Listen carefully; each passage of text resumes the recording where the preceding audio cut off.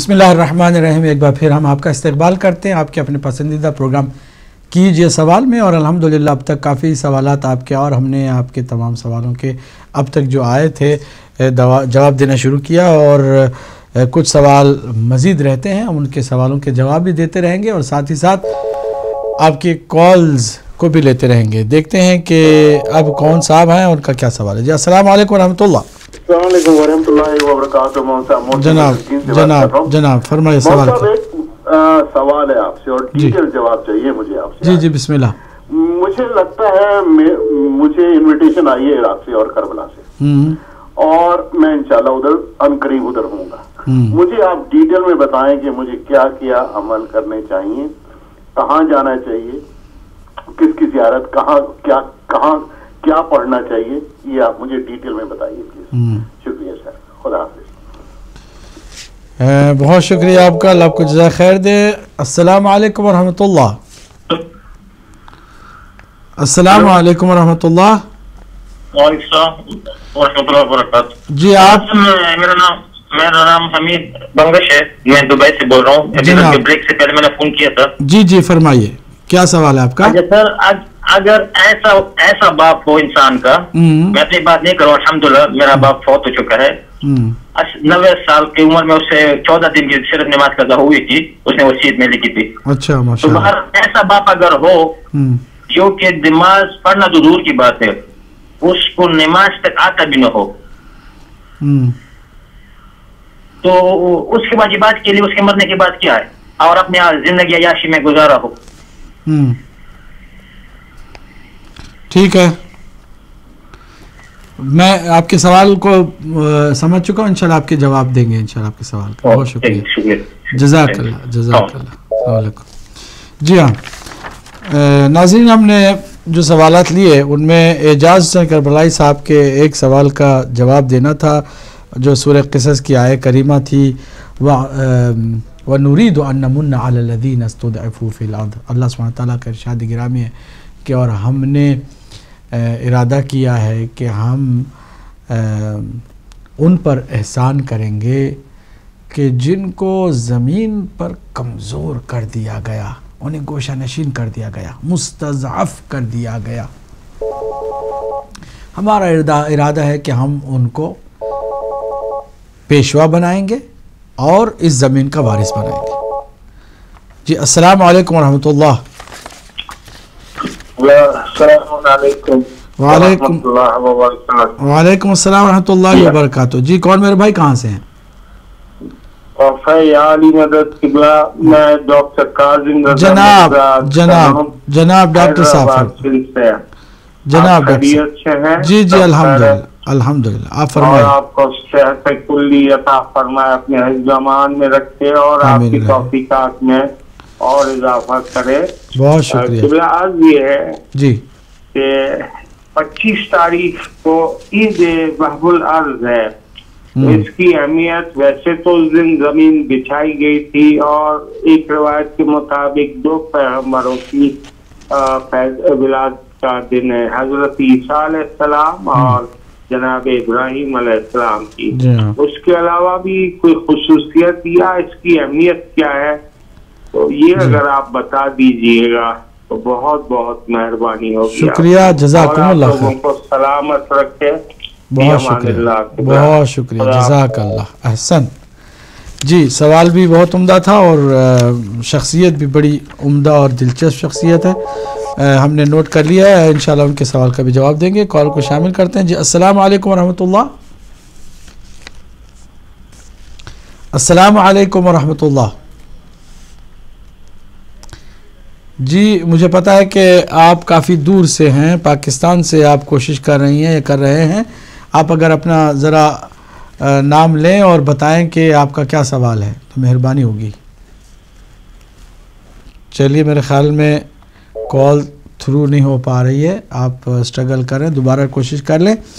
تو آپ کے سوالوں کے جواب میں ہم یہ عرض کر رہے تھے کہ سورہ قصص کی جو یہ آیت ہے کہ جس میں اللہ سبحانہ تعالیٰ نے فرمایا کہ ہم نے ارادہ کر لیا. اب اللہ سبحانہ تعالیٰ کا ارادہ کوئی ہمارا ارادہ نہیں ہے کہ جو بار بار بدل جائے، اس کا ارادہ یعنی اٹل فیصلہ ہے کہ وہ اس زمین میں جو کمزور ہو چکے ہیں ان کو پیشوا بنائے گا، اور اس زمین کا وَنَجَعَلَهُمُ الْوَارِثِينَ، پھر انہیں اس زمین کا وارث بنائے گا۔ یہ کون ہیں کہ جو زمین کے وارث بھی ہیں اور پیشوا ہیں دیگر تمام اقوام کے لیے، اور پیشوا بننے سے پہلے یہ کمزور کر دیے گئے ہیں، ان کا حق تھا، ان کو دیا نہیں گیا، ان کو اللہ نے اپنی طرف سے ولایت اور امامت کا بہترین مقام عطا فرمایا تھا، لیکن لوگوں نے ظاہری اپنی جو اللہ کی دی ہوئی طاقت ہے، قوت ہے، قبیلے کی چالاکیاں ہیں، سیاسی ہتھ کنڈے ہیں، اس کا استعمال کر کے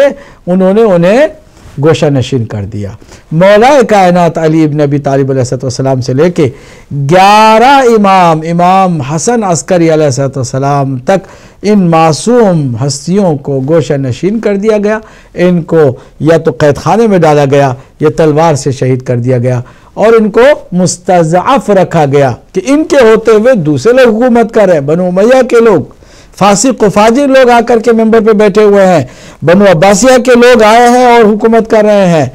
تو قرآن مجید کی یہ آیہ کریمہ اس حقیقت کی طرف ہم سب کو متوجہ کر رہی ہے کہ دنیا والوں دیکھو کہ یہ تھے جو حقدار تھے روئے زمین پر حکومت کرنے کے، اور یہی حقیقت میں پیشوا ہیں تمہارے، اور ہم قیامت سے پہلے یہ کام کر کے چھوڑیں گے کہ ان کو ہم وارث بنائیں گے روئے زمین پر، ہمارا وارث، اور پھر یہی پیشوا ہوں گے تمام انسانوں کے۔ اور وہ انشاءاللہ وقت دور نہیں ہے جب یوسف زہرا امام مہدی علیہ السلام کا ظہور پر نور ہوگا، اور اس ظہور کے بعد امام کی عالمی حکومت قائم ہوگی، جہاں پر کمزوروں کو حکومت ملے گی، اور پھر جو ظالم و جابر و فاسق و فاجر حکمران ہیں ان کا خاتمہ ہوگا انشاءاللہ المستعان۔ دوسری آیت آپ نے جو پڑھ کے سوال کیا کہ اس میں حبل اللہ سے کیا مراد ہے، سورہ آل عمران کی آیت نمبر 103، وَاعْتَصِمُوا بِحَبْلِ اللَّهِ جَمِيعًا وَلَا تَفَرَّقُوا، یہ مسلمانوں سے سیدھے اللہ سبحانہ وتعالیٰ کا خطاب ہے کہ مسلمانوں اللہ کی رسی کو مضبوطی سے تھام لو۔ کسی نے کہا کہ اللہ کے سلسلے کو، وہ سلسلہ کیا ہے، وہ حبل اللہ کیا ہے؟ دیکھیے حبل کہتے ہیں رسی کو، رسی اللہ کی کیا ہے کہ کوئی رسی آسمان سے زمین کی طرف آئی ہے اور لٹکی ہوئی ہے کہ آپ سے کہا جا رہا ہے کہ آپ اس رسی کو تھام لیں، یا پھر اسے کیا مراد ہے؟ حبل اللہ کو سمجھنا ہو تو رسول اکرم صلی اللہ علیہ وآلہ وسلم کی وہ مسلم، معتبر اور صحیح حدیث کی طرف متوجہ ہونا ہوگا کہ جب آپ دنیا چھوڑ کے جا رہے تھے تو فرمایا انی تارکم فیکم الثقلین کتاب اللہ وعطرتی اہل بیتی ما ان تمسکتم بہما لن تضلوا من بعدی، کہ میں تمہارے درمیان دو چیزیں مضبوط، دو چیزیں ثقلین یعنی گرا بہا چیزیں، وزنی چیزیں چھوڑ کے جا رہا ہوں، ان دونوں سے جب تک تم تمسک رکھو گے گمراہ نہیں ہوگے۔ اگر ان دونوں میں سے کسی ایک کو بھی چھوڑ دیا تو تم گمراہ ہو جاؤ گے، اور وہ کیا ہے؟ ایک اللہ کی کتاب قرآن مجید، دوسرے میری اطرت میرے اہل بیت ہے، ما ان تمسکتم بہما لن تضلوا من بعدی، اور ان کی خاصیت کیا ہے؟ فإنہما لن یفترقا، ان دو میں کبھی تفرقہ پڑنے والا نہیں، یہ دونوں آپس میں جدا نہیں ہونے والے، حتی یردا علی الحوض، یہاں تک کہ وہ حوض کوثر مجھ سے آ ملیں گے۔ تو ناظرین و ناظرات، یہاں پر حبل اللہ سے مراد قرآن اور اہل بیت باہم ہے، اور رسی کہتے ہی ہیں دو باندھ سے جڑے ہوئے اس سلسلے کو کہ جو اللہ کا سلسلہ کہلاتا ہے۔ عروۃ الوثقی سے بھی مراد ہے، یعنی مضبوط رسی بھی یہی ہے، قرآن اور اہل بیت، انہی سے تمسک کا حکم ہے۔ امت مسلمہ کی زبوں حالی، رسوائی، ذلت و خواری بھی اسی وجہ سے ہے کہ انہوں نے نہ قرآن کا صحیح معنوں میں دامن تھاما، نہ اہل بیت اطہار علیہ السلام کا دامن تھاما۔ کہنا اور ہوتا ہے، واقعاً تمسک کرنا اور ہوتا ہے۔ آج اگر امت مسلمہ کو عزت چاہیے، وقار چاہیے، سربلندی چاہیے، تو یہی ایک تنہا اکیلا راہ حل ہے، اکیلا ان سب کے لیے نسخہ ہے کہ وہ قرآن اور اہل بیت کو آئے اور تھام لے، یعنی ان کے فرامین پر عمل پیرا ہو جائیں۔ دیکھیں کہ پھر سے اللہ سبحانہ وتعالیٰ انہیں کس طرح عزت و وقار عطا فرمائے گا۔ جوابات ان کے ہو گئے۔ سعید صاحب تھے منچسٹر سے، انہوں نے ان کا جو سوال تھا وہ یہ تھا کہ یہ جو قربانی دینے کی بات ہو رہی ہے، کیا ہمیں واقعاً کسی جانور کو قربانی کے لیے ذبح کرنا پڑے گا یا پھر ہم اس کے پیسے بھی اللہ کی راہ میں دے سکتے ہیں؟ دیکھیے، خود قربانی کا دینا صرف حاجیوں کے لیے حج کے دوران واجب ہے، ورنہ تو کسی پر واجب نہیں ہے، مستحب ہے۔ زیادہ ثواب آپ کو ملے گا اگر آپ نے کسی جانور کو اللہ کی راہ میں قربان کیا، اور اس کا بھی مقصد یہ ہے کہ آپ اس کے ذریعے سے جو نادار اور بھوکے اور مسکین لوگ ہیں ان کی مدد کریں۔ اگر آپ نے سیدھے اس کے پیسے کو بھی دے دیا تو بھی آپ نے ثواب کمایا اور آپ کو کسی نے نہیں روکا۔ جی السلام علیکم ورحمۃ اللہ۔ لگتا ہے کہ کسی نے فون کیا مگر ہمیں کسی اور میسیج کی طرف ڈال دیا۔ بہرحال تو قربانی کے پیسے بھی دے کر کے بھی آپ ثواب کما سکتے ہیں، کوئی واجب نہیں ہے کہ آپ کو قربانی ہی دینی ہو۔ جی کالر کو شامل کرتے ہیں۔ جی السلام علیکم ورحمۃ اللہ۔ السلام علیکم ورحمۃ اللہ۔ وعلیکم السلام ورحمۃ اللہ۔ جی فرمائیے، کون میرے بھائی کہاں سے؟ جی فرمائیے۔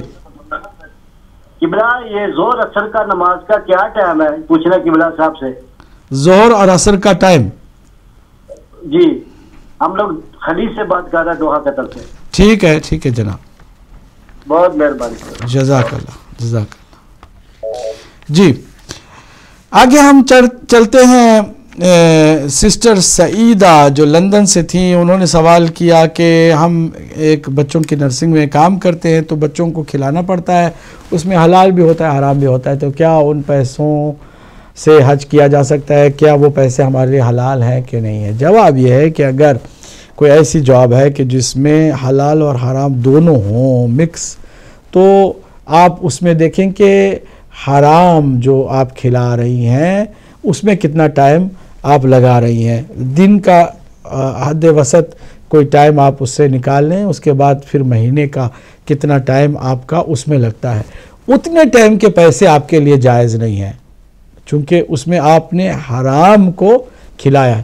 تو اس ٹائم کے پیسے اگر آپ الگ کر دیں، راہ خدا میں کسی جگہ پہ خرچ کرنے کے لیے اس کو الگ کر دیں اور اپنے لیے استعمال نہ کریں، تو باقی پیسوں سے آپ حج بھی کر سکتے ہیں اور آپ کے لیے وہ پیسے حلال بھی ہیں، اور اس جاب کو بھی آپ چھوڑنے کی ضرورت نہیں ہے، اس جاب کے بھی آپ سلسلے کو جاری رکھیں۔ امید ہے کہ آپ کو جواب واضح طور پر مل گیا ہوگا، کسی کو کوئی کسی طرح کی اس میں کنفیوژن نہیں ہونی چاہیے۔ راجہ امجد صاحب ہیواکم سے، انہوں نے منگنی کے سلسلے میں سوال یہ کیا کہ ان کی دختر نیک اختر کی منگنی کرنا چاہتے ہیں، تو دعائے خیر کے طور پر کیا ہم ان پاک ہستیوں کا واسطہ دے کر دعا کر سکتے ہیں کہ پروردگار ہمارے اس بچی کی جو آئندہ کی زندگی ہے، ازدواج زندگی، ان کو جناب سیدہ سلام اللہ علیہ اور مولا کائنات اور جناب زہرا جناب خدیجۃ الکبریٰ سلام اللہ علیہ اور حضرت رسالت مآب صلی اللہ علیہ وسلم کی نورانی زندگی کی طرح کامیاب فرما، ان کی مشکلات کو حل فرما۔ کیا ہم ایسا کر سکتے ہیں؟ بالکل آپ کر سکتے ہیں، بلکہ یہی وہ ہستیاں ہیں کہ جن کا آپ کو واسطہ دینا ہے، اور یہی رول ماڈلز بھی آپ کے لیے ہیں، ہمارے لیے آئیڈیلز یہی ہیں، ان سے ہٹ کر ہم کہاں جائیں گے؟ لہٰذا وہ تو بہت اچھی بات ہے، دعائے خیر کرنا اچھی بات ہے۔ دوسرا جو سوال آپ کا تھا کہ کیا منگنی کی کوئی حیثیت ہے شریعت میں؟ دیکھیے، شریعت نے جہاں چند چیزوں کو انجام دینے کے لیے کہا ہے، وہیں کچھ کاموں کے سلسلے میں منع نہیں کیا ہے، یعنی منگنی کا جو کانسیپٹ ہے وہ پہلے سے شریعت میں مستحب کے طور پر نہیں بتایا گیا ہے، اس کی کوئی شرعی طور پر سنت نہیں بتائی گئی، لیکن منع بھی نہیں کیا۔ شریعت نے کچھ بہت سارے کام ایسے ہیں کہ جن کاموں سے شریعت نے منع نہیں کیا، جب منع نہیں کیا تو آپ اس کام کو انجام دے سکتے ہیں، چونکہ منع نہیں کیا گیا، لیکن اس کو آپ مستحب سمجھ کے بھی نہیں دے سکتے، کیونکہ سنت نبی مکرم کی یہ نہیں تھی۔ لہٰذا آپ کو نہ منع کیا گیا ہے، نہ آپ کو اس کام کے انجام دینے کے ریکمینڈ کیا گیا ہے، تو اب یہ کام ہو گیا مباح، یعنی آپ پر ہے کہ آپ کریں یا نہ کریں۔ بہتر کام یہ ہے کہ آپ دونوں کو اکٹھا کر کے عقد کے صیغے جاری کر دیں، اور درمیان میں ایک شرط رکھیں کہ جب تک کہ سارے حالات بہتری کی طرف نہیں آتے اور مسئلے سارے حل نہیں ہوتے، تب تک ان کی رخصتی نہیں ہوگی، یعنی ان کی جو جسمانی ملن والا جو کام ہے وہ بعد میں ہوگا۔ فی الحال ہم ان دو کو ایک دوسرے کا شریک حیات قرار دیتے ہیں. اگر آپ نے ایسا کیا تو یہ بہتر عمل ہے اور یہ مستحب بھی ہے, کوئی مسئلہ نہیں ہے, اور اکثر یہ لوگ کرتے بھی ہیں. لیکن ہمارے یہاں رواج نہیں, ہم تو زیادہ تر غیروں کی رسموں پر توجہ دیتے ہیں جو کہ اسلام نے منع بھی نہیں کیا. جیسے منگنی ہے, منگنی کی کوئی حرج نہیں ہے. منگنی میں البتہ یہ ہے کہ یہ ایک دوسرے کے محرم نہیں ہوتے ہیں اور ایک دوسرے کے جسم کو وہ اس طرح نہیں دیکھ سکتے جس طرح ایک میاں بیوی ایک دوسرے کو دیکھ سکتے ہیں. لہٰذا یہ بہرحال رکاوٹ ہے, ورنہ منگنی بہرحال 1 سال پہلے یا 2 سال پہلے جتنے سال بھی آپ سمجھتے ہیں اس میں ممانعت بھی نہیں ہے. امید ہے کہ ہمارے بھائی راجہ امجد صاحب مطمئن ہو گئے ہوں گے. ہم نے ان کے سوال کا بھرپور جواب دیا ہے اور واضح طور پر جواب دیا ہے. مسز عمران نے کینیڈا سے چھوٹے چھوٹے مگر بہت دلچسپ مبتلا بہ مسائل, اور انہی مسائل کی ہمیں ضرورت ہے. کیا نماز جو واجب نمازیں ہیں ان نمازوں کے انجام دینے کے لیے اذان اور اقامت کا دینا واجب ہے یا مستحب ہے؟ یقیناً مستحب ہے, لیکن تاکید کی گئی ہے. یہ ایسے مستحب کام ہے کہ جن کی زیادہ تاکید ہے کہ اگر آپ نماز پڑھ رہے ہیں اور آپ کے پاس ٹائم ہے تو اذان بھی دیں, اقامت بھی دیں. اگر آپ کے پاس ٹائم نہیں ہے یا فرصت میں کوئی آپ کے اندر کسی طرح کی مشغولیت ایسی ہے کہ آپ کے لیے اذان اور اقامت دونوں ممکن نہ ہو تو کم از کم اقامت ضرور دے دیں.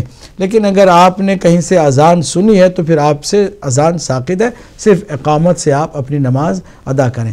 اگر ایسا کوئی وقت آ گیا ہے کہ جس میں اذان اور اقامت دونوں آپ کے لیے مشکل ہو گئے ہوں تو آپ اپنی نماز واجبی جو ہے اس کو آپ ادا کر سکتے ہیں. اس میں چونکہ اذان اور اقامت واجب نہیں ہے اس لیے آپ کی نماز بھی اپنی جگہ پہ صحیح ہوگی, لیکن بہتر یہ ہے کہ حتی الامکان ان دو کو بھی ادا کیا جائے. دوسرا سوال ہے قرأت سے ریلیٹڈ سوال ہے. تجوید عربی کی ادائیگی لفظوں کے تلفظ سے ریلیٹڈ دونوں سوال ہیں, اور وہ ایک یہ ہے کہ رب العالمین الحمدللہ رب العالمین ہے یا رب العالمین ہے. ظاہر سی بات ہے رب العالمین کو عین کا جو تلفظ ہے اس کو صحیح معنوں میں ادا کرنا ہوگا. اگر ہم کر سکتے ہیں تو ضرور کریں, اگرچہ ہم اجمی ہیں, ہم سیکھنا چاہیں تو سیکھ سکتے ہیں, کوئی ایسی مشکل بات بھی نہیں ہے. وَلَضَّالِّينَ ہے یا وَلَضَّالِّينَ ہے. ضالین جو ہے جن کو تجوید نہیں آتی وہ کرتے ہیں صاد اور ضاد, ذات کو ذات کہہ دیتے ہیں جبکہ ضاد ہے. وہ لگتا ہے کہ وہ دال کی آواز ہے لیکن حقیقت میں دال سے قریب ہے مگر دال نہیں ہے. وَلَضَّالِّينَ ہے وَلَضَّالِّينَ ہے. یہ دال کا جو ضاد کا جو پروننسیشن ہے اس کو صحیح آپ کر سکتی ہیں, اور اگر آپ سیکھنا چاہیں تو سیکھیں. اس میں کوئی شیعہ سنی نہیں ہے, خدا را اس بات کو سمجھے. بہت سارے لوگ سمجھتے ہیں کہ نہیں شیعہ جو ہیں وہ وَلَضَّالِينَ کہتے ہیں اور سنی مثلا وَلَضَّالِينَ کہتے ہیں. نہیں, یہ تو تجوید کی بات ہے. جس کو بھی عربی تلفظ صحیح آتا ہے وہ جو صحیح ہے اسی کو ادا کرتا ہے. لہٰذا ہم بھی اگر صحیح تلفظ کرنا چاہیں تو وَلَضَّالِّينَ ہے, سملر ہے, بہت کلوز ہے دال سے, مگر وہ دال نہیں ہے بلکہ وہ ضاد ہے. چلیے آگے. آپ نے نوافل کے سلسلے میں سوال کیا کہ ظہر کی اور عصر کی 8 رکعت نماز جو ہے نافلے کی ہے. اگر ہمارے پاس ٹائم نہ ہو تو کیا ہم 4 ادا کر کے نماز واجب ادا کر لیں, پھر فرصت پر باقی 4 ادا کر سکتے ہیں؟ جی ہاں, بالکل آپ کر سکتے ہیں. بلکہ 8 کی 8 جو ہے نا اس کو چھوڑ کے واجب ظہر اور عصر کی نماز ادا کر کے پھر جب فرصت ملے تو آپ 8 کی 8 نمازوں کو آپ جو ہے اعادہ کر سکتے ہیں. اس میں کوئی حرج نہیں ہے چونکہ یہ نوافل ہے. نوافل میں جو ترتیب دکھائی گئی ہے بتائی گئی ہے وہ ریکمینڈڈ ہے. اگر آپ اس ترتیب کو بھی اپلائی نہ کر سکیں تو کوئی آپ نے گناہ نہیں کیا, آپ جس طرح سے چاہیں کر سکتے ہیں, ثواب ہے اور آپ کو یہ ثواب ضرور ملتا ہے. ضمیر حسین صاحب بریڈ فورڈ سے, بہت ہی خوشی کا ہمیں یہ موقع ہاتھ آیا کہ ہماری گفتگو سے ہمارے دیکھنے والے, ہمارے سننے والے متاثر بھی ہوتے ہیں. چنانچہ ہمارے یہ جو بھائی ہیں انہوں نے اپنی حالت زار کا اظہار کیا کہ ہمارے والدین نے بھی نماز روزے اور ان سب چیزوں پر توجہ نہیں کی, ہماری بھی عمریں گزر گئی ہیں, ہم نے بھی کچھ نہیں کیا, تو ہمیں کیا کرنا چاہیے؟ میرے بھائی بہت آسان ہے, ابھی سے طے کر لیں کہ اب آج کے بعد سے نماز قضا نہیں کریں گے. پھر ساتھ جتنا ممکن ہو سکا اپنی نماز پہلے تو کریں کہ جو نمازیں قضا ہو گئی ہیں بالغ ہونے سے لے کے اب تک, ان کی ایک آپ بھرپور فہرست تیار کریں کہ کتنے سال ہوئے ہیں اور کتنے سالوں میں کتنی رکعت روزانہ 17 رکعت کے طور پر بنتی ہے، تاکہ آپ اس چیز کو رکھیں.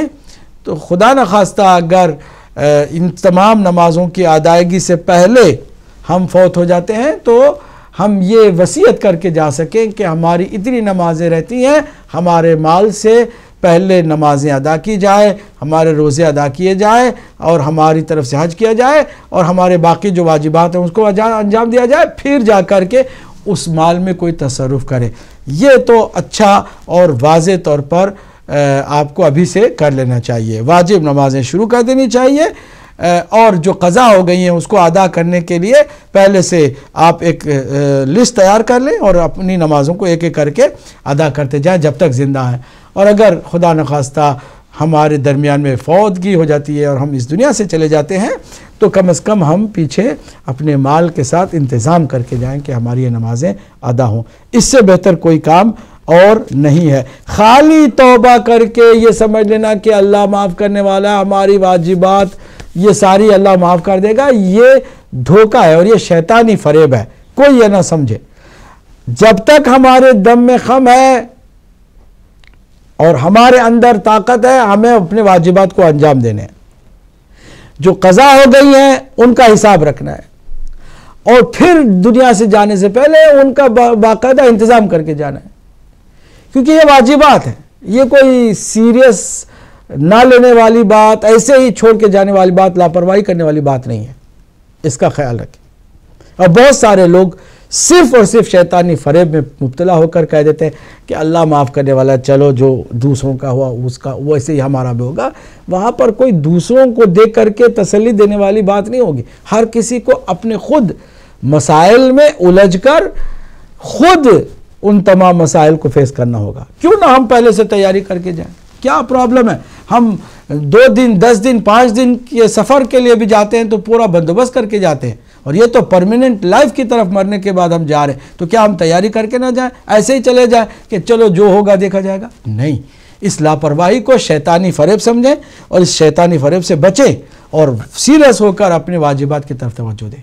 اور کوئی ہمیں مستحبات انجام دینے میں کوئی کوتاہی ہو گئی ہے یا کمی آ گئی ہے تو اس سے گھبرانے کی ضرورت ہے، لیکن واجبات بہرحال ہمیں انجام دینے اور حرام کاموں سے اجتناب کرنے. یہ 2 تو بنیادی بیسک ریکوائرمنٹ ہے مرنے سے پہلے. انشاءاللہ ہمارے بھائی ہماری ان باتوں پر توجہ دیں گے، اور ہمارے بھائی کی طرح دیگر تمام ہمارے دیکھنے سننے والے اس پر توجہ دیں گے.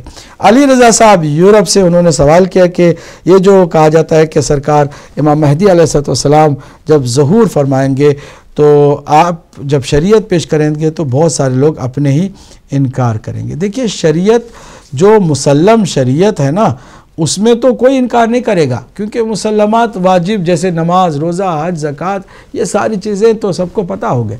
لیکن شریعت میں جو مستحبات ہیں، ہم نے اپنی طرف سے کلچر کو شریعت میں ٹھونس دیا ہے بہت معذرت کے ساتھ. ہم نے اپنے رسم و رواج کو شریعت کا لبادہ پہنا دیا ہے. اب جب وہ دیکھیں گے کہ ان تمام رسم و رواج اور ان تمام کلچرل چیزوں کو وہ بالکل وائپ اپ کر رہے ہیں تو ہم کہیں گے یہ تو ایک نیا دین لے کر آئے، کوئی نئی بات کرنے چلے، ایک نئی شریعت لے کر آئے. ہم تو یہ کرتے تھے، ہم تو وہ کرتے تھے. ہمارے اپنے اندر ہم نے جو بنا لیا ہے نا، ہم نے ایک معذرت کے ساتھ بہت سارے لوگوں کو شاید یہ بات اچھی بھی نہیں لگتی، کیونکہ لوگ اپنی ہی عادتوں اور اپنی ہی رسم و رواج کے اسیر ہیں. ہم اگر مثال بھی دیتے تو ہمیں بہت احتیاط سے دینی ہوگی کہ پتہ نہیں کون اس بات کو کہاں لے کے جائے اور کس طرح اس کو ٹویسٹ کر کے ہمارے خلاف پروپیگنڈے کا اسے ذریعہ سمجھ لے. ہم بتا رہے ہیں کہ بہت سارے کلچرل ایشوز ہم نے شریعت کے نام کر کے ہم نے اس کو شریعت سمجھ لیا، دین سمجھ لیا، ہم نے دین کا حصہ سمجھ لیا. ہماری مجلسوں کی فارمیٹ ہم نے بنائی اور اس کو ہم نے دین کا حصہ سمجھ لیا. اگر اس فارمیٹ سے ذرا ادھر ادھر کسی نے کیا تو ہم نے تو اس کو سیدھے سیدھے وہابی کہہ دیا، ہم نے سیدھے سیدھے اس کو مقصر کہہ دیا. نہ جانے کیا کیا ہم دوسروں پر جو ہے نا فوراً ہی الزام لگا کے اپنے آپ کو مولائی ثابت کرنے کی کوشش کرتے ہیں. ان تمام چیزوں پر توجہ کریں.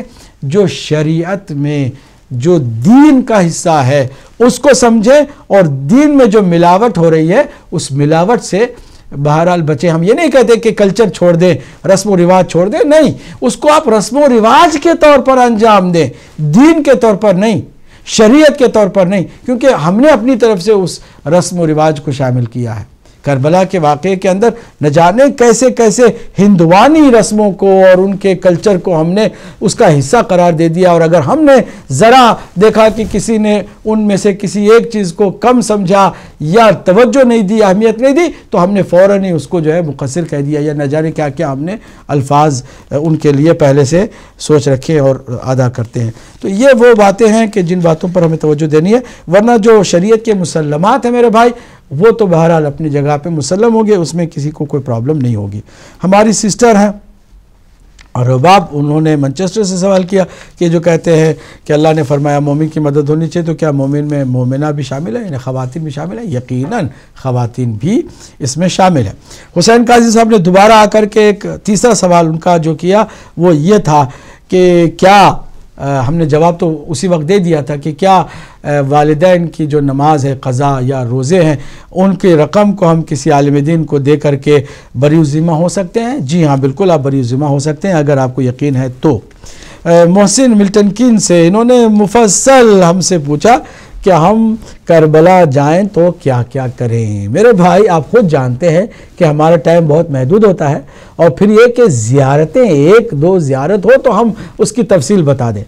الا ماشاء اللہ عراق کے اندر معصومین کے روضہائے مبارک ہیں, غیر معصوم جو شہدائے کربلا ہیں ان کے ہیں, اور اصحاب کے ہیں, اور انبیاء علیہ السلام کی بہت ساری وہاں پر مزارات ہیں. تو آپ بہترین طریقہ یہ کہ ایک جو مکمل گائیڈ ہے کربلا کی زیارات کی, اس کو آپ کہیں سے لیں, نہیں تو ہمیں بتائیں, ہم اس کو آپ کے لیے کہیں سے نکال کے دیں گے, آپ اس کو دیں اور دیکھ کر کے اسٹیپ بائی اسٹیپ انشاءاللہ زیارات کا حق ادا کریں. ہم یہاں پر آپ سے صرف التماس سے دعا کر سکتے ہیں, آپ ضرور ہمارے حق میں دعا کیجیے گا. جب جائیے گا مولا حسین علیہ السلام کے روزے مبارک میں ہم سب کا سلام دیجیے گا, اور پھر آقا کی خدمت میں ہماری طرف سے بھی اگر ممکن ہوا تو زیارت بھی پڑھیے گا. حمید بنگر صاحب نے دبئی سے سوال کیا کہ کچھ ایسے ہیں کہ جن کے باپ جو ہے نماز پڑھنا تو کیا نماز پڑھنا جانتے تک نہیں تھے اور زندگی عیاشی میں گزاری, ان کے لیے کیا ہے؟ اگین آپ کا فرض بنتا ہے بحیثیت اولاد ان کے واجبات کو آپ ادا کریں. انہوں نے جو کیا وہ جانے, ان کا خدا جانے.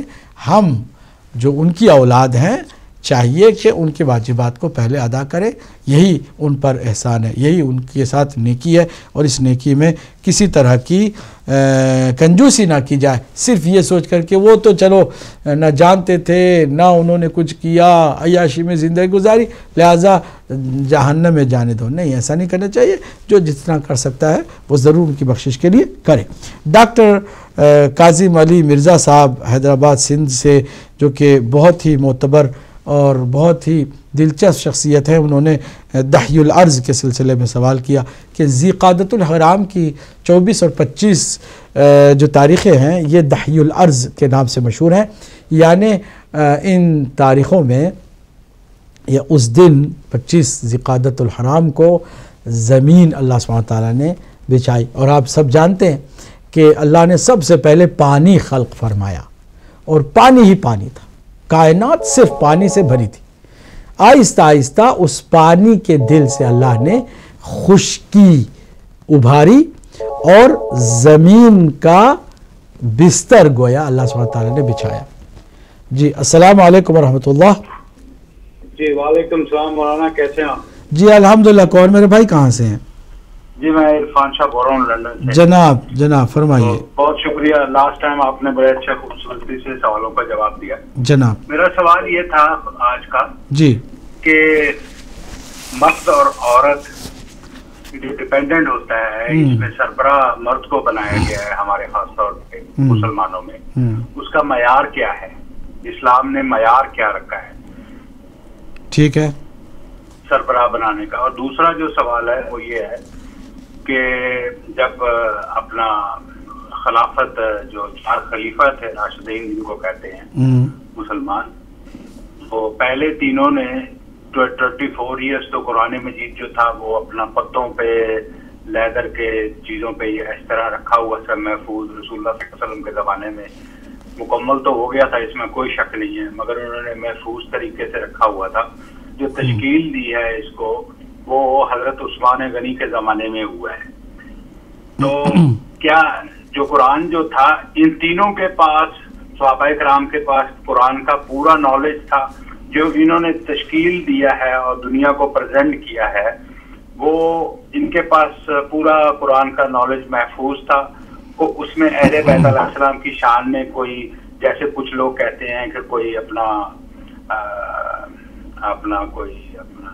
सूरत वगैरह तो नहीं कहते हैं, कोई वो मिसप्लेस हुई, या कोई कहते हैं कि बकरी के पत्ते खा गए। खैर हमारे में तो ऐसी चीज कभी सुनने में नहीं आई, मगर ये अफवाहें डिफरेंट सी हैं। जरा एक्सप्लेन करके बताएं कि इनके पास पूरा कुरान का नॉलेज था और जो रसूलुल्लाह सल्लल्लाहु अलैहि वसल्लम छोड़ के गए थे वही इन्होंने डिलीवर किया है। बहुत शुक्रिया, जज़ाकल्लाह, बहुत शुक्रिया, अल्लाह आपको जज़ाए खैर दे। आपका सवाल पहुंच गया, इंशाल्लाह आपके सवाल का भी हम जवाब देंगे, हमारे पास टाइम अभी है। तो दहीउल अर्ज़ के बारे में अर्ज़ कर रहा था कि ये बहुत अहम दिन है, और इसमें जैसे कि ख़ुद उन्होंने फरमाया कि दो मासूम अनबिया अलैहिस्सलाम, हज़रत इब्राहीम अलैहिस्सलाम, हज़रत ईसा अलैहिस्सलाम की विलादत बासआदत भी है, और इसकी और मुनासिबतें हैं। तो दहीउल अर्ज़ के उस दिन हमें क्या करना चाहिए? कुछ आमाल हैं जो मफातिल जिनान में मज़कूर हैं, कुछ नमाज़ें, कुछ दुआएं हैं। अगर आपको अल्लाह सुब्हानहू तआला तौफ़ीक़ दे तो आप ज़रूर उन आमाल को भी अंजाम दें, और ये हमारी भी आखिरत का बेहतरीन तोशा होगा, और हमें भी दुआओं में यकीनन याद करें। इससे ज़्यादा हम इस सिलसिले में कुछ और मज़ीद वजाहत नहीं कर सकेंगे। आगे जो सवाल है कतर दोहा से हमारे एक भाई ने पूछा है, नाम उन्होंने नहीं बताया, कि ज़ोहर और असर का क्या वक्त होता है। देखिए, हर जगह पर सूरज के गुरूब और तुलू के हिसाब से नमाज का जो वक्त है वो मुख्तलिफ होता है। ज़रूरी नहीं कि हम यहाँ से एक टाइम बताएं तो सब जो है उसी टाइम को फॉलो करें, नहीं, हर जगह अपनी जगह पर है। लेकिन एक कुल्ली जो बात है, ज़वाल का जो टाइम है, यानी अगर आप किसी जगह पर, किसी भी मुल्क में हों, किसी भी जगह पर हों, एक लकड़ी जो है वो अगर ज़मीन पर गाड़ें तो साया अगर मुकम्मल उस लकड़ी का ख़त्म हो जाता है और फिर दूसरी तरफ ढलने लगता है तो इसे कहते हैं ज़वाल का टाइम, यानी साया उस तरफ चला, तो फिर वहाँ जो है ज़ोहर का टाइम शुरू होता है। जी अस्सलाम वालेकुम रहमतुल्लाह। वालेकुम सलाम। जी कौन मेरे भाई, कहाँ से हैं? मैं गुलाम अब्बास रिजवी बोल रहा हूँ लंदन से। जनाब फरमाइए, क्या आपका सवाल है जनाब? हाँ, पूछना ये है कि क्या वो जो कादियानियों के बारे में जो सवाल किया था, क्या उसका जवाब दे चुके मौलाना? चूँकि मैं नमाज पढ़ रहा था। जी जी, हमने दे दिया है, हमने दे दिया है।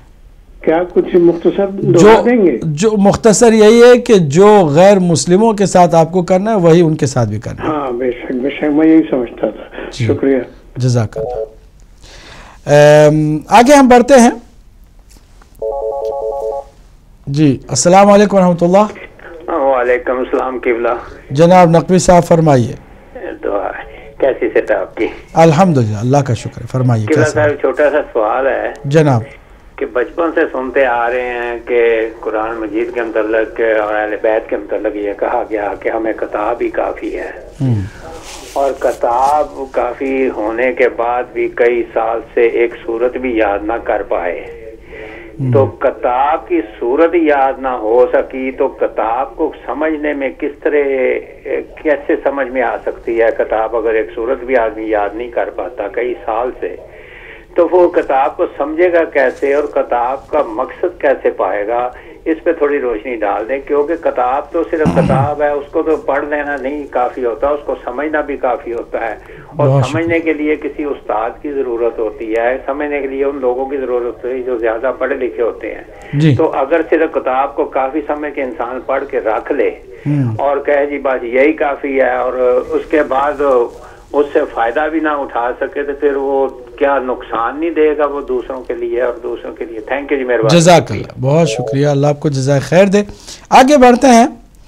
ظہر اور عصر کے وقت کے بارے میں پوچھا ہے تو ہم نے عرض کیا کہ جو زوال کا ٹائم ہوتا ہے، اور زوال کا کیسے پتہ چلتا ہے کہ فرض کریں کسی بھی جگہ پر آپ ہیں، ایک لکڑی آپ نے زمین میں گاڑی ہے، اگر اس لکڑی کا سایہ بالکل مکمل ختم ہو جاتا ہے اور پھر دوسری طرف اس کا ڈھلان شروع ہوتا ہے تو اس کو زوال کا ٹائم کہتے ہیں، اور یہی ظہر کا اول وقت ہوتا ہے، کسی جگہ پہ 12 بجے، کسی جگہ پہ 1 بجے، کسی بجے 12:30 بجے۔ جی السلام علیکم ورحمۃ اللہ۔ وعلیکم السلام جی، مولانا قبلہ آپ صاحب بات کر رہے ہیں؟ جی جی فرمائیے، کون میرے بھائی، کہاں سے ہیں؟ جی میں زیاد بات کر رہا ہوں کراچی سے۔ بڑے دنوں بعد چینل آپ کا آ نہیں رہا تھا، ہم یہاں کراچی میں تھے، اس وجہ سے جو ہے وہ کافی دنوں سے رابطہ نہیں ہو پا رہا تھا۔ جی جی فرمائیے، کیا سوال ہے آپ کا؟ جی میرا سوال یہ تھوڑا سمجھنے چاہ رہا ہوں کہ میری کچھ دن پہلے کسی سے بات ہوئی تھی تو انہوں نے مجھ سے یہ بولا کہ ہم جو 14 معصومین جن کو کہتے ہیں تو یہ خالی یہ معصومیت جو ہے وہ صرف ان 14 سے مختص ہے یا کوئی اور بھی ایسا ہو سکتا ہے؟ انہوں نے جو ہے وہ آیت عقید کے متعلق یہ فرمایا کہ جو ہے وہ اللہ نے یہ بولا کہ ہم نے جو ہے وہ آپ کا حق دیا ہے، اہل بیت کو پاک رکھا جیسا کہ ان کو پاک رکھنے کا حق تھا۔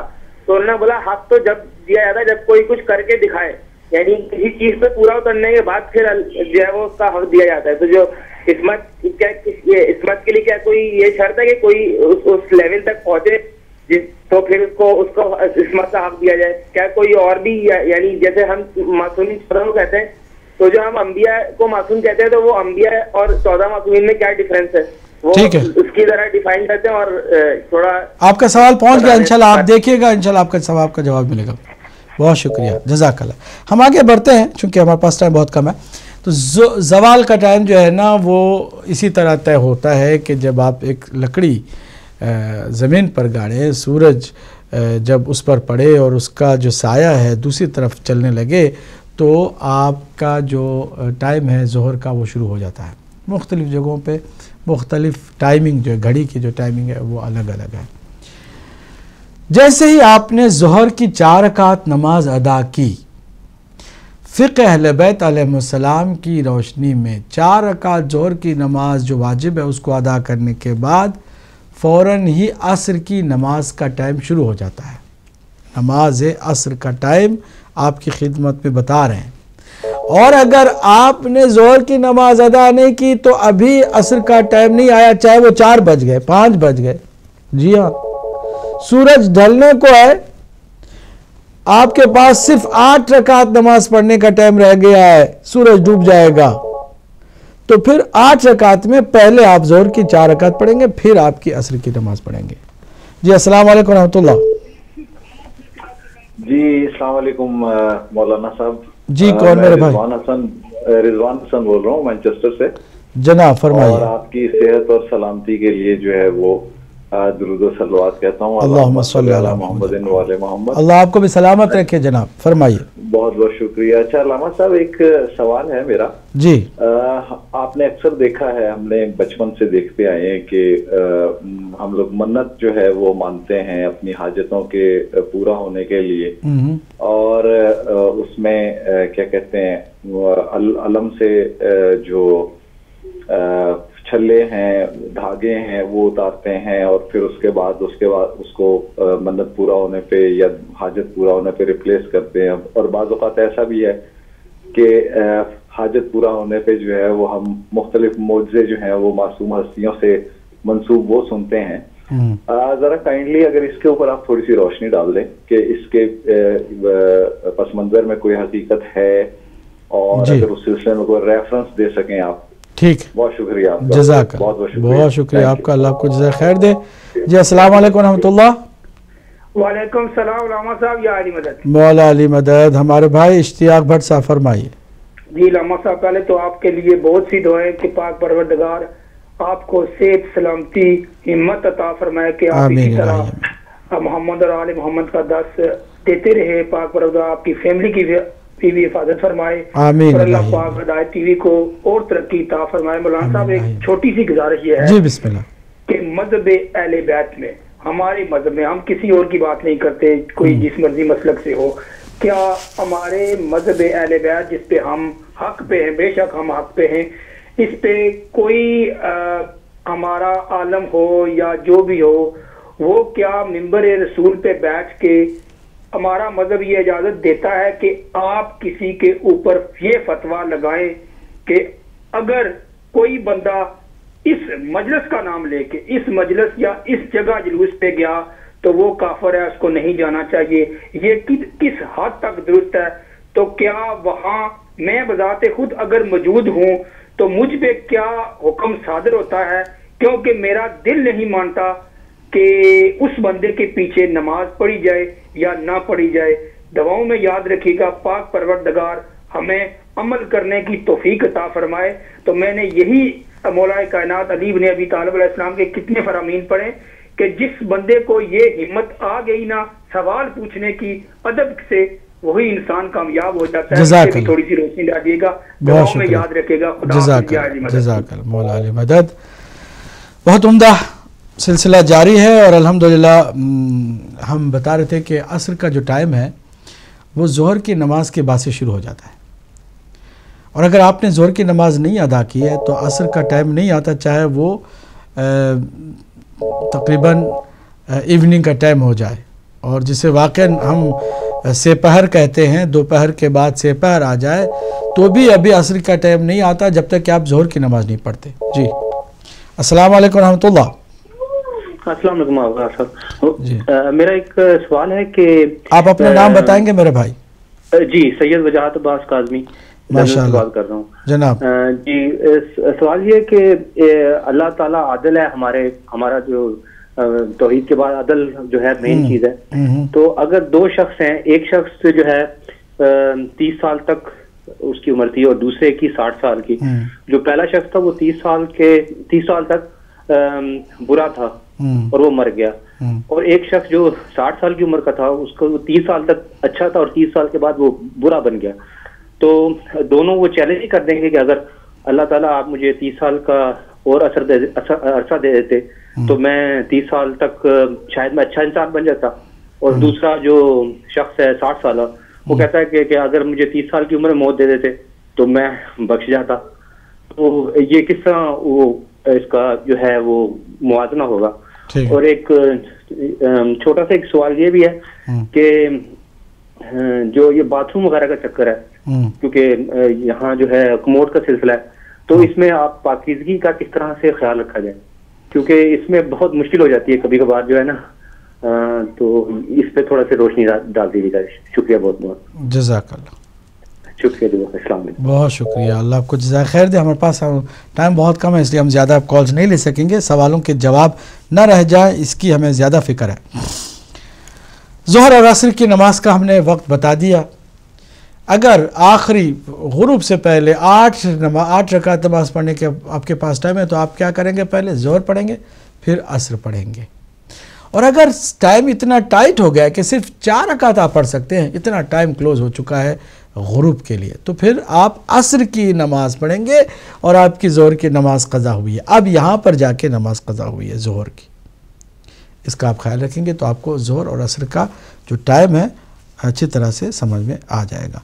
इरफान शाह साहब लंदन से, पहला तो सवाल इनका ये है कि अल्लाह सुब्हानहू तआला ने मर्द और औरत को पैदा किया और कहा कि मर्द जो है वो सरबराह है, तो किस मेयार पर? इसका मेयार क्या है? अल्लाह खालिक है। अल्लाह एक आजकल के बनाने वाले मोबाइल की कंपनी वाले जो मेकर है वो उसकी एप्लीकेशन बताता है तो किसी को एतराज़ नहीं होता। क्यों? इसलिए कि मेकर को हक़ है कि वो उसकी एप्लीकेशन अपने हिसाब से सेट करे, और वो अगर वाइज है तो ज़्यादा अच्छी होगी, नहीं होगी तो बहरहाल वाइज नहीं होगा तो उसके अंदर कुछ कमी होगी। लेकिन किसी को ये एतराज़ का हक़ हासिल नहीं होता कि उसने एप्लीकेशन ऐसे क्यों रखे हैं, उसके जो मॉनिटरिंग का सिस्टम है उसको इस तरह क्यों रखा, किसी को हक़ नहीं। क्यों कि मेकर का हक़ है, वो बेहतर समझता है। अल्लाह सुब्हानहू तआला मर्दों का भी खालिक है, औरतों का भी खालिक है। अल्लाह ने मर्द और औरत को पैदा किया और हर एक के मिजाज से खुद वाकिफ़ भी है, उसने सेट किया हुआ है।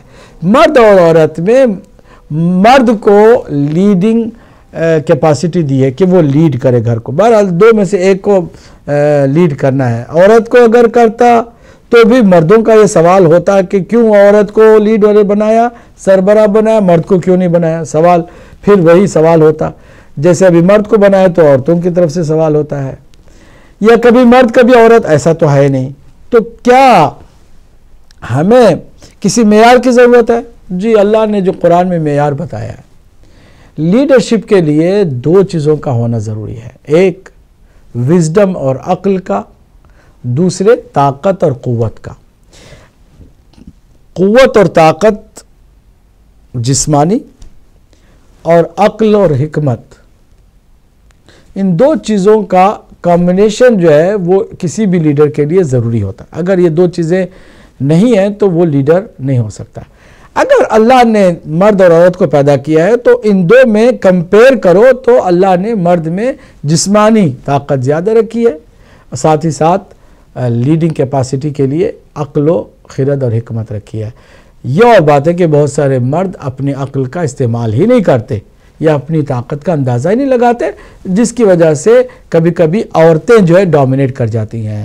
اور کوئی حرج بھی نہیں ہے اگر مرد ایسا نکما ہو کہ اس کے اندر ڈومینیشن کی صلاحیت ہی اس نے ڈسکور نہیں کی ہے. یہ نہیں کہ نہیں ہے، اللہ نے مردوں میں یہ رکھی ہے. اگر پوٹینشلی دیکھا جائے تو مرد کے اندر جسمانی قوت بھی اور فیصلہ کرنے کی جو عقلی صلاحیت ہے وہ بھی زیادہ رکھی ہے عورت کی بنسبت. مگر استعمال مرد نہیں کرتا، عورت استعمال کرتی ہے تو ڈومینیشن جو ہے وہ الٹی ہو جاتی ہے. بہرحال یہ اللہ کا کام ہے. معیار آپ نے پوچھا، میں نے بتا دیا، 2 ہی چیزیں ہیں، جسمانی قوت اور فیصلے کرنے کا جو ارادی طاقت ہے جس کو ہم عقل اور خرد کہتے ہیں. دوسرا جو آپ کا سوال ہے کہ قرآن پتوں میں تھا اور کپڑوں پر تھا یا دوسری مختلف جگہوں پر تھا اور اس کی ایک کتاب کی شکل نہیں تھی، حضرت عثمان نے ترتیب دی، یہ غلط خبر آپ کو کسی نے دی ہے. رسول اکرم کے زمانے ہی میں بالکل ایک کتاب کی شکل میں بسم اللہ سے لے کے والناس تک جو آج ہمارے پاس موجود ہے اسی طرح سرکار دو عالم نے اس کو مکمل کر دیا تھا. وہ جو حضرت عثمان کے زمانے میں ہوا، وہ لکھاوٹ میں جو مختلف فرق تھا، رائٹنگ میں جو مختلف فرق تھے، ان فرقوں کو اکٹھا کر کے ایک رسم الخط میں لایا گیا. نہ ایک قرآن کی ترتیب کا کام انہوں نے دیا اور اس سے پہلے قرآن مرتب نہیں تھا، ہرگز نہیں. خود حضرت عمر کا یہ کہنا آخری دنوں میں سرکار کی بارگاہ میں جسارتاً کہ حسبنا کتاب اللہ، ہمارے لیے اللہ کی کتاب کافی ہے، بتا رہا ہے کہ وہ کتاب مکمل موجود تھی جس کو وہ کافی سمجھ رہے ہیں. یہ اور بات ہے کہ ان کا یہ دعویٰ کس حد تک صحیح ہے، کس حد تک کوئی رسول اکرم کی انسٹرکشن کو یہ کہہ کے ڈینائی کر سکتا ہے کہ ہمیں کسی اور چیز کی ضرورت نہیں ہے، اللہ کی کتاب کافی ہے، وہ صحیح ہے کہ غلط ہے. یہ اور بات ہے کہ جس کو نقوی صاحب نے بھی بہرحال ہائی لائٹ کیا کہ جو سورہ یاد نہ کر سکے اس کو کیسے سمجھے گا، اور جب سمجھ بھی نہیں سکا تو پھر وہ کتاب اس کے لیے کیسے کافی ہو گئی. یہ تو معقول سوالات ہیں، عقل والے سوال کرتے ہیں، جواب آپ کو دینا ہوگا. اگر آپ کہتے ہیں کہ حضرت عمر ابن خطاب نے جو فرمایا بالکل صحیح فرمایا تو آپ ان کے ساتھ محشور ہونے والے ہیں، کیونکہ آپ کو جواب دینا نہیں آتا. اور اگر جواب ہے تو لے کر آئے کہ کیا جواب ہے. کیا سرکار کوئی انسٹرکشن آپ کو دیں تو آپ اس انسٹرکشن کو یہ کہہ کر کے ٹال سکتے ہیں کہ ہمیں اللہ کی کتاب کافی ہے؟ اور کیا واقعاً کافی ہے؟ کیا ہم واقعاً قرآن کو ہم میں سے کوئی بھی، حضرت عمر نہیں، کوئی بھی صحابہ میں سے کوئی بھی یہ چیلنج کر سکتا ہے کہ ہمیں 100% اس کا علم ہو گیا ہے اور ہمیں کسی اور چیز کی ضرورت نہیں ہے؟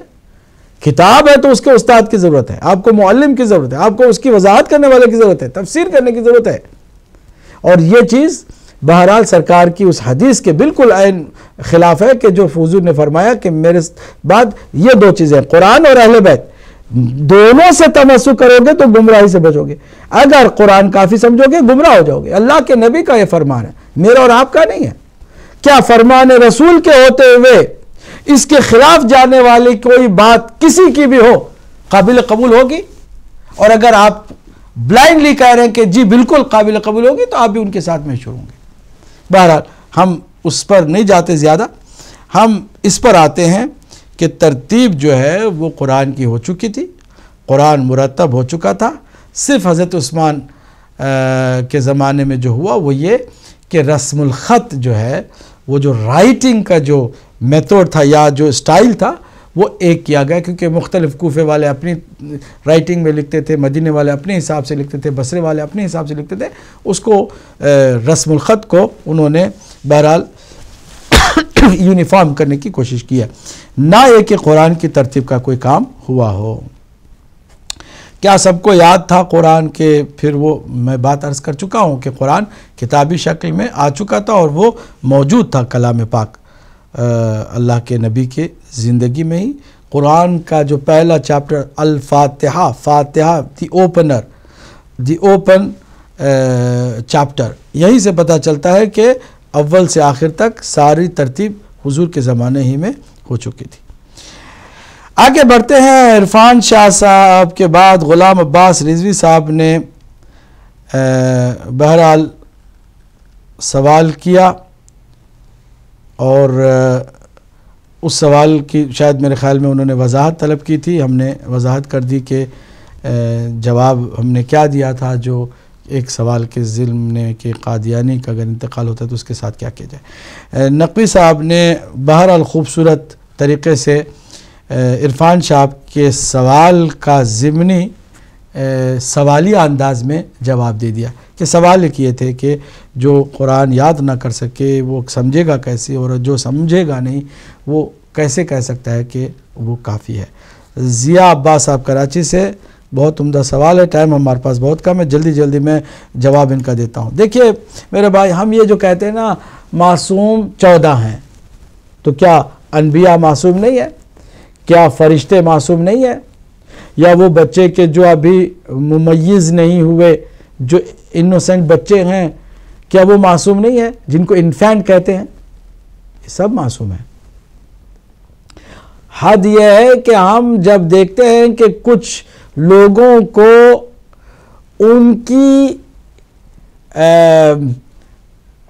ان کو بم سے اڑا دیا جاتا ہے تو ہم کہتے ہیں کہ نہتے معصوم لوگوں کا قتل ہو گیا، بے گناہ لوگوں کو مار دیا گیا.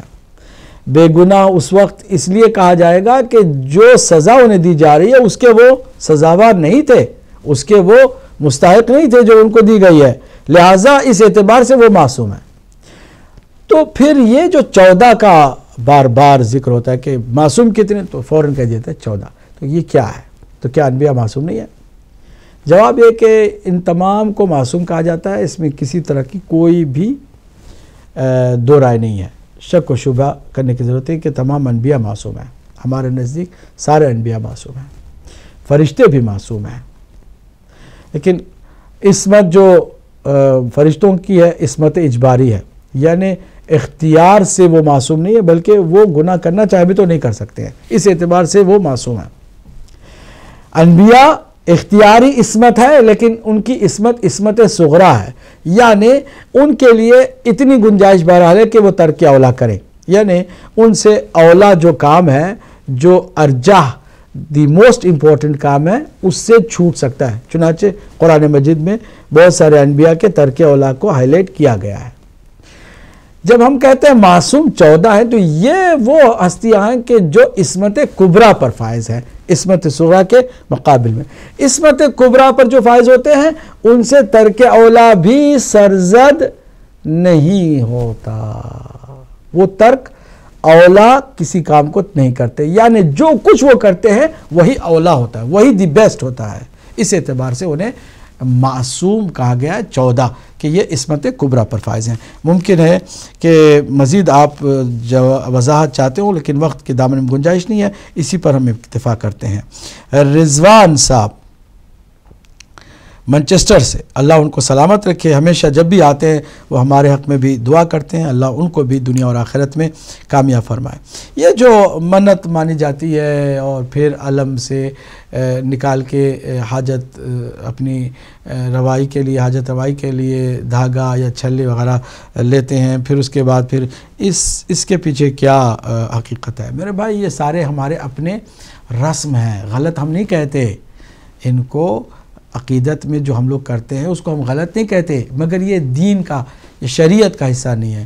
کسی بھی حدیث یا روایت میں ایسی چیزوں کا ہرگز ذکر نہیں ہے، لہٰذا آپ اس کو کلچر کے طور پر رکھیں، کوئی قباحت نہیں ہے، مگر اس کو دین کا حصہ قرار نہ دیں۔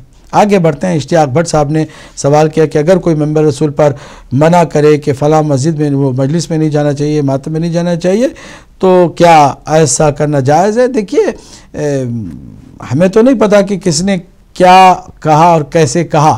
اگر خالی اوورال مجلس سے روکا ہے تو ظاہر سی بات ہے مجلس ایک ایسی جگہ ہے کہ جہاں سے روکنے والا کوئی عقل مند نہیں ہوگا کہ جو روکے، مگر ایک کہ کوئی مجلس کے نام پر کوئی گمراہی کا سلسلہ ہو، ہاں گمراہی سے روکنے کے لیے بہرحال کوئی کہہ سکتا ہے، مگر کیا ہر کوئی شرکت کرنے والا گمراہ ہو جائے گا؟ ایسا بھی نہیں ہے۔ بہت سارے لوگ سمجھتے ہیں اچھی طرح سے کہ کون کیا تقریر کر رہا ہے، کس کی بات کہاں تک صحیح ہے کہاں تک غلط ہے، تو ایسے لوگوں کے لیے جانے میں کوئی قباحت نہیں ہے، لیکن جو گمراہ ہو سکتے ہیں ان کے لیے تو ظاہر سی بات ہے گمراہی ضرور ہم سے دور رہے، یہی ہماری عقل مندی ہوگی۔ اگر کوئی ایسا شخص ہے کہ جو سرے سے فرض کرے مجلس کا انکار کرتا ہے تو کیا اس کے پیچھے نماز ہوگی کہ نہیں ہوگی؟ بہرحال دیکھنے والی بات ہوتی ہے، ہر کسی کا ایک اپنا مسئلہ ہے۔ اگر کوئی واقعاً بھی مجلس کا منکر ہے بطور عموم یعنی جنرلائز کر کے، تو پھر تو ظاہر سی بات ہے اس کے شیعہ ہونے میں بھی شک ہونے چاہیے، کیونکہ شیعہ تو بہرحال مجلس و ماتم کا مخالف نہیں ہو سکتا ہے، مگر ایک کہ کوئی خاص سیناریو میں کوئی بات ہو رہی ہو جس کا ہمیں علم نہیں ہے۔ سید وجاہت عباس کاظمی صاحب نے سوال کیا کہ اللہ سبحانہ وتعالیٰ عادل ہے، ہمارا عقیدہ ہے، مگر ایک شخص 30 سال کی عمر کر کے مرتا ہے، ایک شخص 60 سال کی عمر کر کے مرتا ہے، 30 سال کی عمر جو جس کو ملتی ہے وہ نیکی کر کے مرتا ہے، 60 سال کی عمر کیا کرتا ہے؟ 30 سال اس نے نیکی کی ہے، اس کے بعد باقی 30 سال جو ہے اس نے برائیاں کی ہیں، مر گئے ہیں تو جو 60 سال کا ہے اس کو جہنم میں بھیجا جا رہا ہے، جو 30 سال کا ہے وہ جنت میں بھیجا جا رہا ہے۔ کیا یہ انصاف ہے میرے بھائی؟ اسی لیے اللہ کے قانون میں، اللہ کی عدالت میں اعمال گنے نہیں جاتے، نہ اعمال کے دن گنے جائیں گے، نہ نیکیاں گنی جائیں گی، نہ برائیاں گنی جائیں گی۔ اگر بات گننے کی اور کاؤنٹنگ کی ہو تو واقعاً یہ انصاف نہیں ہے کہ کسی کو 30 سال دے اور وہ نیکی کر کے مرے، اور کسی کو 60 سال دے، 30 سال برائی کر لے، 30 سال اچھائی کرے، لیکن اچھائی پہلے کرے بعد میں برائی کرے، تو پھر اس کو جہنم میں جانا جا رہا ہے۔ اگر کرائٹیریا کاؤنٹنگ پر ہو تو یہ ناانصافی ہے، لیکن اللہ کے یہاں کاؤنٹنگ پر کام نہیں ہوگا، تولا جائے گا۔ ممکن ہے کہ ایک لمحے کی کوئی ایسی نیکی ہو جو 100 سال کی نمازوں سے بھی افضل ہو، اس کا وزن اتنا ہو، اس کے اندر اتنا ایفیکٹ ہو، اتنا وہ بھاری کام ہو، اس کام کی افادیت اتنی دیر رس اور دور تک ہو کہ 100 سال پر بھی محیط ہو۔ ممکن ہے، اور ممکن ہے کہ کوئی ایسا گناہ انسان کرے کہ جو صدیوں تک برے اثرات کے ساتھ چلے، لہٰذا یہاں پر عمر نہیں ہے۔ اگر ایک دن بھی ہمیں اللہ سبحانہ وتعالیٰ دے، اس ایک دن میں عقل و خرد کے ساتھ بالغ ہونے کا بھی موقع ملے اور ہم مر جائیں، تو ہم اللہ کی بارگاہ میں کاؤنٹیبل ہیں، ہمارے ان اعمال کو تولا جائے گا، گنا نہیں جائے گا، پھر دیکھا جائے گا کہ اس میں وزن کتنا ہے۔ لہٰذا 60 سال ہوں، 30 سال ہوں، 100 سال ہوں، 1000 سال ہوں، اس سے کچھ فرق ہونے والا نہیں ہے۔ اس کی عدالت میں اعمال میرے بھائی تولے جاتے ہیں، گنے نہیں جاتے۔ امید ہے کہ آپ کا سوال کا جواب آپ کو مل گیا ہوگا۔ اور جو آپ نے طہارت کے سلسلے میں پوچھا کہ ٹوائلٹ میں طہارت کیسے ہوگی، دیکھیے سمپل ہے، پانی اپنے ساتھ رکھیے گا، بوتل میں پانی رکھ لیجئے، کوئی اس کا انتظام اور کر لیجئے، اور سیٹ کو آپ صاف کر کے سکھا کے آپ بیٹھیے، اور اس کے بعد دھو کر کے طہارت کر کے نکل آئیے، کوئی ایسی بات نہیں۔ بلکہ اگر آپ سمجھ جائیں تو یہ زیادہ سیکیور ہے ان جگہوں سے کہ جہاں پر ہمارے جو ایشین ٹوائلٹس ہیں وہاں پر نجاست کے پھیلنے کا زیادہ خطرہ ہوتا ہے۔ اس میں کچھ نہیں ہے، آرام سے آپ اس کو سمجھیے۔ تو طہارت کے لیے سیٹ والے جو ٹوائلٹ ہے، جو ویسٹرن ٹوائلٹ ہے، وہ بہتر ہی ہوگی۔ اللہ سبحانہ وتعالی ہمیں توفیق دے کہ ہم دین کو سمجھیں عمل کرنے کے لیے، کہ ہم عمل بھی کریں اور عمل کر کے اخلاص کے ساتھ دنیا اور آخرت میں کامیاب ہوں۔ والسلام علیکم ورحمۃ اللہ وبرکاتہ۔